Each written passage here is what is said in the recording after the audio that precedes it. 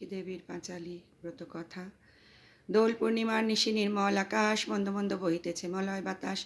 লক্ষ্মীদেবী বামে করি বসি নারায়ণ, করিতেছে নানা কথা সুখে আলাপন।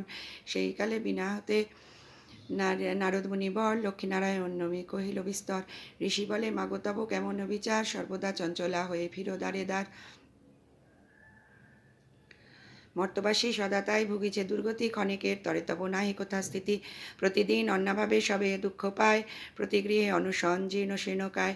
নারদের বাক্য শুনি লক্ষ্মী ঠাকুরানী, সঘনে নিঃশ্বাস ত্যাজি কহে মৃদুবাণী। কভুনাথ কাহার প্রতি আমি করি রোষ, নরনারী দুঃখ পায় নিজ কর্মদোষ। যাও তুমি ঋষিবর ত্রিলোক ভ্রমণে, ইহার বিধান আমি করিব যতনে।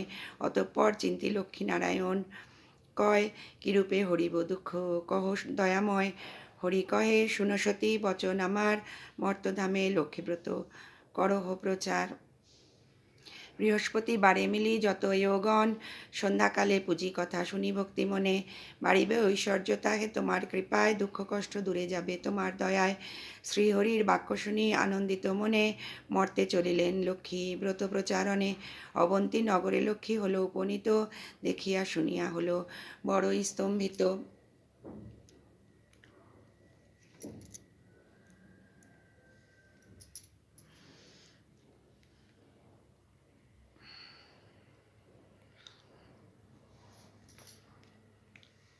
নগরের অধিপতি ধনেশ্বর রায়, অগাধ ঐশ্বর্য তার কুবেরের প্রায়। সোনার সংসার তার শূন্য হিংসা দেশ,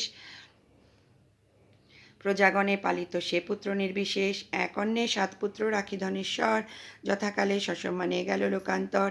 পিতার মৃত্যুর পর সপ্ত সহোদর, হইল পৃথক অন্য সপ্ত সহোদর।